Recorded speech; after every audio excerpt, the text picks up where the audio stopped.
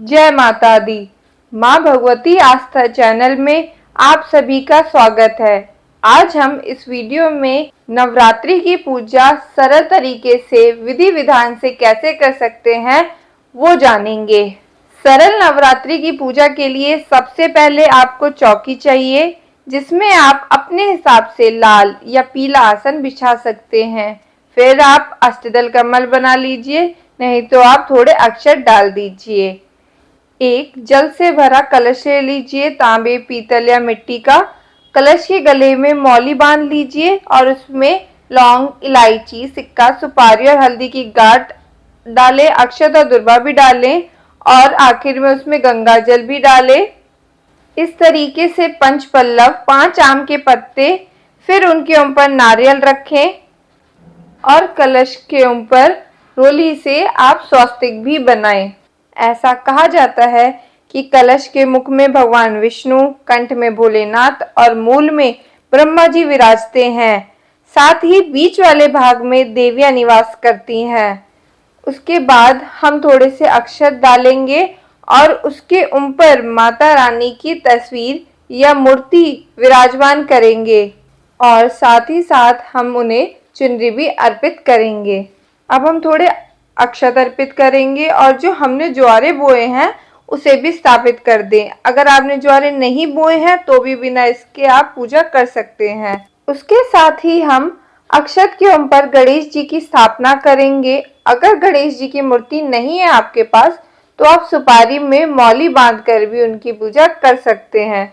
उसके बाद गणेश जी को टीका करेंगे और अक्षत अर्पित करेंगे और उसके बाद ही हम फूल अर्पित करेंगे।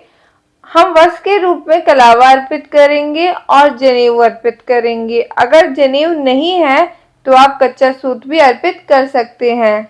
माता रानी को भी टीका करेंगे और उनके सभी अस्त्र शस्त्र और सभी रूपों को भी टीका करेंगे और फूल भी अर्पित करेंगे। इसी प्रकार से ही हम कलश देव का भी पूजन करेंगे।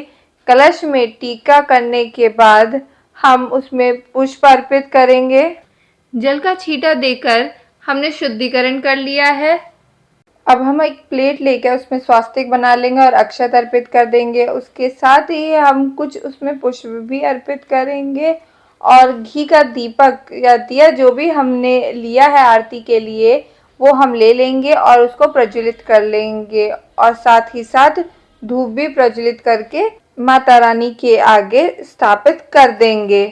नवरात्रि की पूजा में माता रानी को श्रृंगार अर्पित करना बहुत ही शुभ माना जाता है, इसलिए आप माता रानी को श्रृंगार अर्पित करें। आप प्रथम दिन या अष्टमी नवमी के दिन भी श्रृंगार अर्पित कर सकते हैं। आखिरी दिन पूजा संपन्न होने के बाद और कन्या पूजन के बाद महिलाएं इस सामग्री को इस्तेमाल कर सकते हैं माता रानी के आशीर्वाद के रूप में।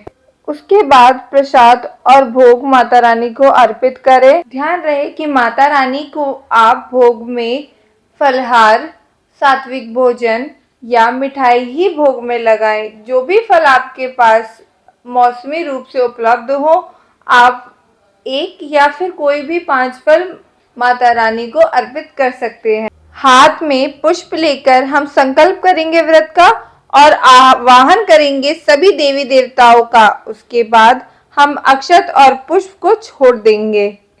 नवरात्रि में हवन अवश्य रूप से किया जाता है। आप पहले दिन या फिर आपके जिस दिन भी घर में नवरात्रि पूजी जाती हो, सप्तमी या अष्टमी के दिन आप आखिरी दिन भी हवन कर सकते हैं। इसके लिए हमें गाय के गोबर के उपले की जरूरत होगी, जिसमें हम गोबर के उपले पर कपूर डालकर जला लेंगे और उपले को सुलगाएंगे और हवन सामग्री की 5 आहुति देकर और मंत्र का उच्चारण कर कर आहुति देते रहेंगे। मंत्र है ओम ह्रीं क्लीं चामुंडाय विच्चे नमो नमः। इसके बाद आप आरती करें और अपनी इच्छा अनुसार आप अखंड दीपक भी जला सकते हैं। आरती लेंगे और फिर जल फेर देंगे। अंत में माँ से क्षमा याचना करेंगे। आशा करते हैं आपको ये वीडियो लाभकारी होगी। वीडियो देखने के लिए आप सभी का धन्यवाद।